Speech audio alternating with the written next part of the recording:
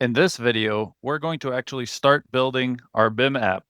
Let's get into it. The first tool I'd like to introduce you to is an integrated development environment, or IDE, called Kiro, recently launched by Amazon. You can see it here on screen. It has an interesting feature, which is it's the first one to integrate directly into the IDE this concept of spec-driven development, where you design a specification, product requirements, etc., and then convert that into code using a coding agent.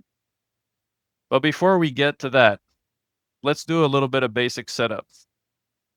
That open company actually provides us with a template to get going on a BIM app very quickly. We can find those here on engine templates on GitHub. There's this command you need to run, npm create BIM-app at latest, which will install the npm package for the templates. Now, if you've never used npm before or haven't heard of that before, you're going to want to install Node.js to be able to run these npm commands. You can get it from nodejs.org. This is what we want to see as a result of running those commands. So let's go back to Kiro.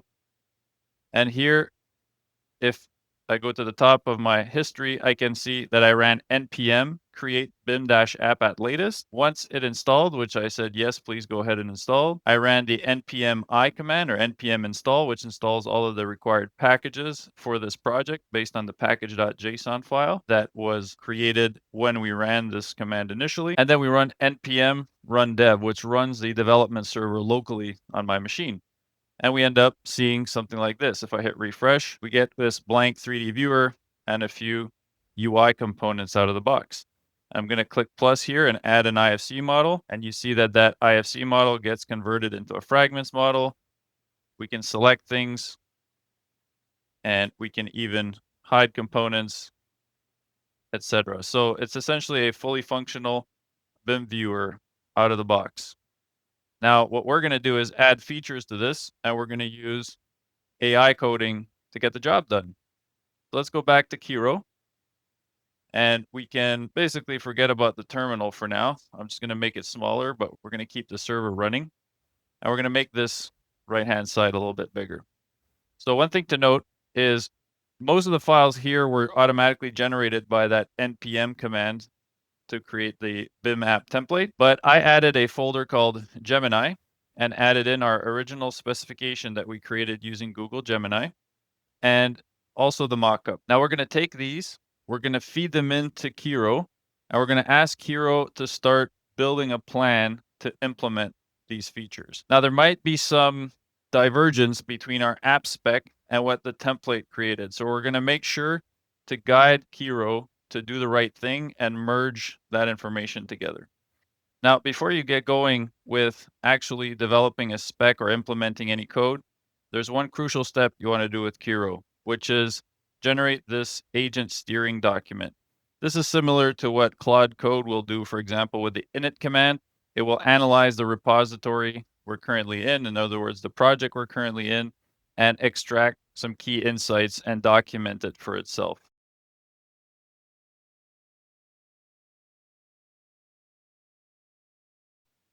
Great. So it's finished exploring the project. It has clearly picked up on what files are being used.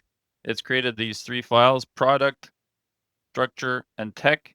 And it's extracted some of the information from our original spec, for example, what we actually want to end up doing. So that's quite interesting. So we're going to just close these three files, and I have it under version control already. So we're going to call this Kiro config. Maybe there's a better name for that, but that'll do.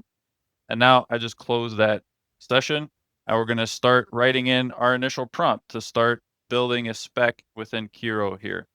So I'm going to give it the mockup HTML, the original spec, and ask it to use the original spec to start building and to ask me questions as needed.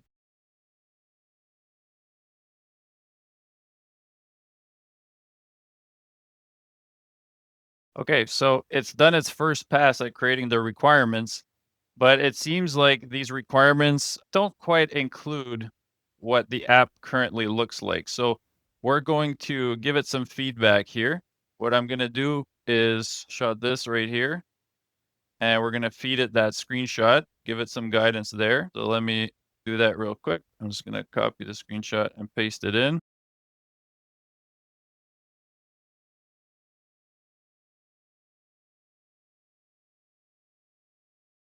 Great. So it's come back with a refined requirements document.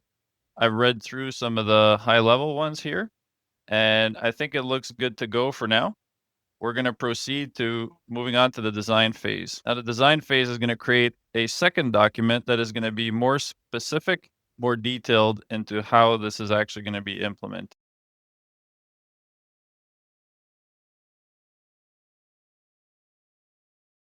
Good. So it's created a design document, which we can find here under Kiro, specs, and then design.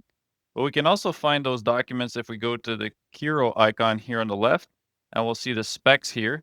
And you can toggle through requirements, design, and eventually task list, which we don't have yet. So let's take a look at the design document here. Okay, so as I'm reading through this, one thing jumps out at me, which is that it probably doesn't know that that open company's fragments framework already includes some IDS functionality or IDS APIs. So let's go find that. We're going to go over to that open on GitHub. We're going to find their fragments library. And I think from here we can jump to the documentation and we could dig through their actual GitHub repository. But if we go here to the API, I believe it's under components. There we go, IDS specifications. And under tutorials, we also have IDS specifications. So what I'm going to do is copy this. I'm going to go back to Kiro here and say,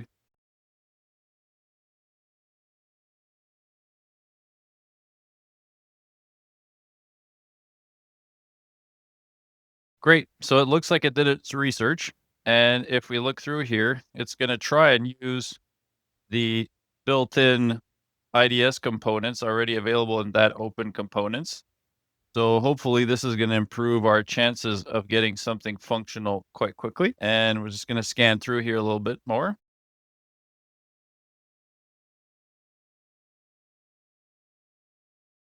So I think in terms of the IFC to IDS part of this implementation, it looks like we're gonna approve this plan and see what it does. So we're gonna move into the implementation plan here.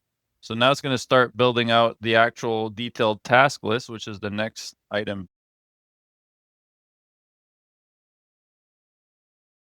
Okay, so it's finished the task list. Reading through the first three, it does seem reasonable. It looks like it is thinking about integrating it with the existing UI, so that's promising. I like the fact that it's going to use the content grid elements here from that open component, so that's reassuring. So it seems to be reading the code properly. It even includes some unit testing and integration testing here towards the end. So this is looking good. All right, so we're going to say that we're ready to launch this. We are going to say finalize task list. And I'm also going to commit these three. Now, the cool thing about Kiro and this task list is that when you're ready to proceed, you can either tell it in the chat here what to do, what to work on, or you can say start task by clicking on this here, and it's going to go away and start working on it. So let's watch it work. And one thing I'm going to do here in the background is I'm going to keep my terminal open with npm run dev open so that I can see what is happening on the app side. So we're going to go over to this app. I'm going to open the debug console and we're probably going to see this refresh here any moment. Actually, let's restart the app just to be safe. So I'm going to Control C, say yes, relaunch npm run dev, which should reopen my browser window.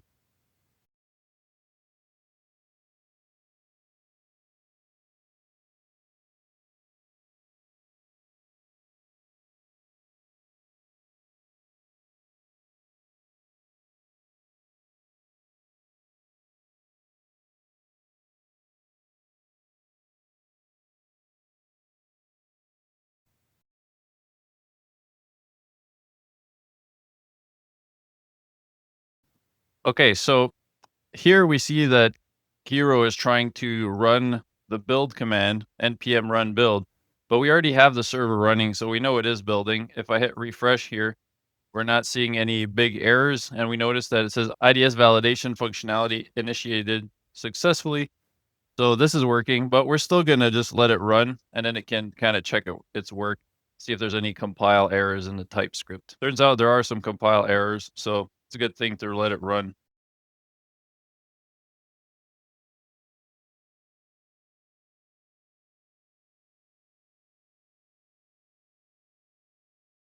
Great. So I had to intervene a few times to enable certain functions, double check that the server was running, but it seems to have completed its task.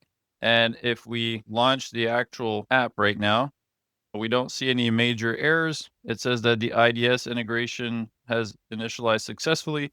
So I think we're good to commit these changes and move on to the next task. So I'm going to select all these.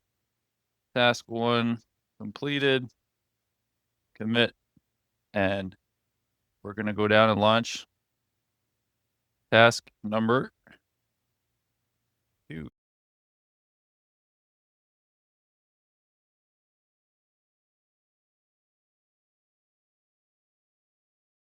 So I'm going to tell it not to run the dev command since the server is already running. Server runs, and I'm going to give it the screenshot so it sees its own work, that it was able to add that button to load the IDS. So I've downloaded a sample IDS file. We're just going to try to load it now because it's asking us to test that. So I'm going to grab this one that I grabbed off the internet, and it says that it loaded successfully. So we're going to copy that and paste it back in. Okay, so it says it's completed task 2. As far as I can tell, it has, because task 2 was about being able to load the IDS file and make sure that it successfully loads. That seems like it is happening.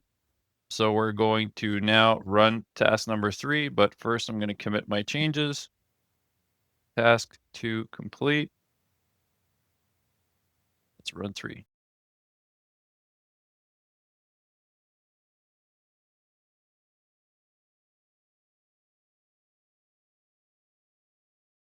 So we will test the server manually, load the IDS file. So when I load the IDS file, I don't see a UI element showing up. Let's refresh it. We're going to take some screenshots.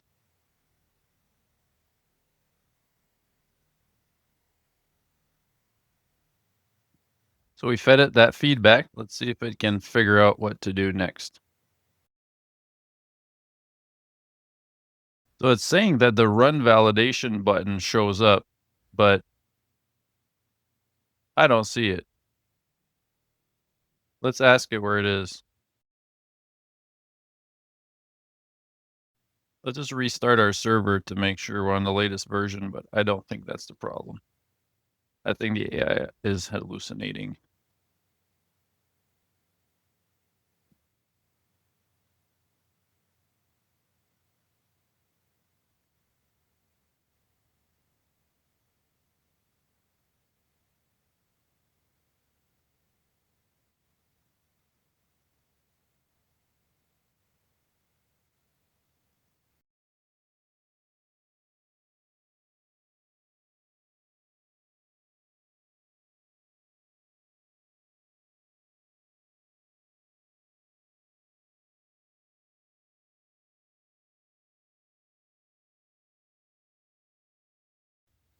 Okay, so once again, the AI claims to have resolved the issue. Let's relaunch and test it again. So I'm going to load an IFC file to start. That still works. That didn't break. That's good. I'm going to add an IDS file. Good. Now we see run validation. Excellent. It's actually running. So we're going to give it that feedback, and then it can finish tweaking the UI. I'm going to screenshot that here too.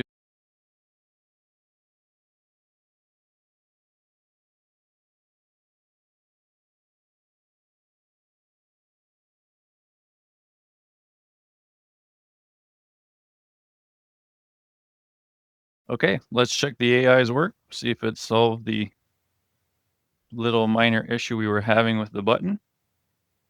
We're going to load an IFC, that still works.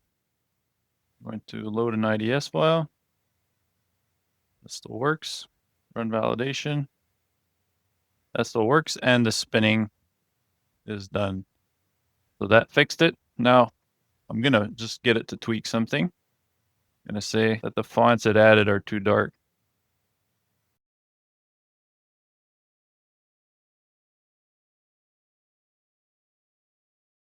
Okay, so it doesn't look perfect, but it's a lot better. It's readable, and it should still work.